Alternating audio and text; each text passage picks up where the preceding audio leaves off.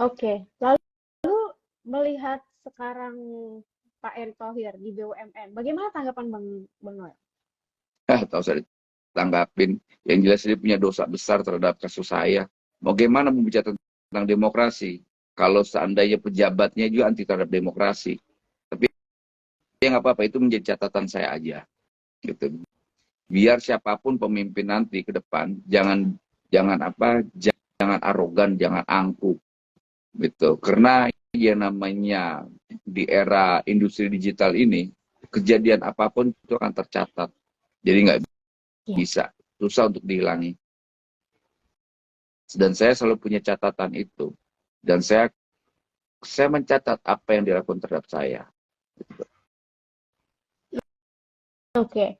Lalu apakah ada setelah dicopot dari komisaris, apakah Bang Noel seperti ada suatu ya pesan-pesan lah untuk orang-orang di sana sekarang untuk kinerjanya mungkin? Gini, saya waktu dipecat itu, mereka bingung nyari alasan apa, reason apa. Karena soal kinerja saya bagus, soal Oke. yang lain-lain saya bagus. Oke. Cuman mereka hanya tidak mampu mendengar suara kritis saya aja. Bagaimana Oke. pejabat yang seharusnya dikritik tidak mau dikritik? Gitu. Hmm. Anda boleh tanya di perusahaan saya. Perusahaan itu Hmm. puluhan tahun nggak pernah untung. Saya masuk itu untung. Dan itu keuntungannya hal yang tidak mungkin.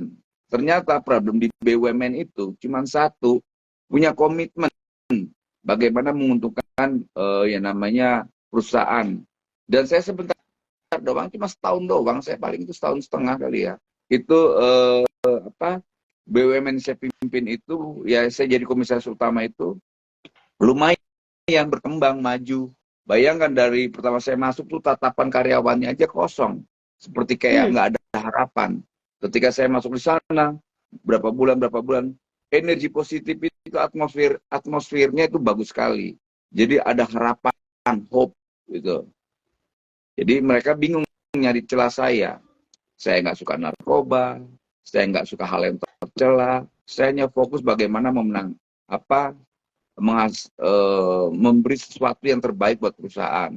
Nah waktu Ya. itu selain kan banyak alasan ya reason dari saya dicopot. Banyak juga saya juga nggak tahu alasannya apa saya dicopot. Tapi banyak orang bilang karena saya waktu itu membela kawan saya Munarman yang mau dihukum mati lah, mau dihukum mati dan saya nggak akan pernah ikhlas teman saya di depan regu tembak, mau ditembak, dihukum tembak karena soal pandangan politiknya. Itu saya nggak bisa. Boleh dia beda pandangan dengan saya, tapi dia tidak, siapapun tidak punya hak untuk menghukum mati orang ini karena kesalahan cuma beda pandangan. Oke. Lalu jika ya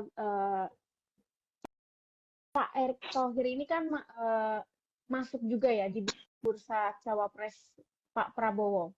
Hmm. Jika akhirnya Pak Erick Thohir yang dipilih jadi cawapres Pak Prabowo, menurut Bang Noel bagaimana? Ya mau gimana? Jika. Karena itu udah pilihan. Mm-mm. Masa kita harus menolak? Tapi yang jelas, Mm-mm. saya punya catatan buat orang ini. Gitu. Bagaimana Bang? Yang jelas saya punya catatan buat Erick Thohir. Oke. Tuh.